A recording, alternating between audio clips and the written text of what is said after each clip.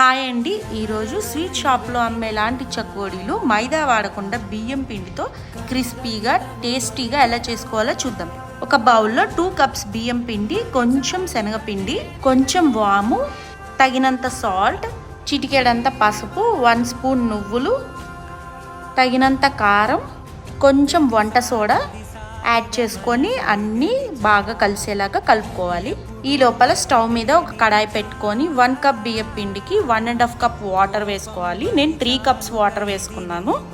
ఆ వాటర్లో కొంచెం పసుపు వేసి బాగా మరిగినాక పక్కన ఉంచుకున్న పిండి వేసుకొని బాగా కలుపుకోవాలి వాటర్లో. తర్వాత కొంచెం వేడి చేసుకున్న నూనె వేసి బాగా కలుపుకోవాలి. చూపిస్తున్న విధంగా చపాతీ ముద్దలాగా రావాలి. ఒకవేళ వాటర్ అవసరమైతే కొంచెం తడి చేసుకుంటూ కలుపుకోవచ్చు, లేకపోతే క్రాక్స్ వస్తాయండి చకోడీకి. చూపిస్తున్న విధంగా చకోడీలు అన్నీ చేసుకొని మరుగుతున్న నూనెలో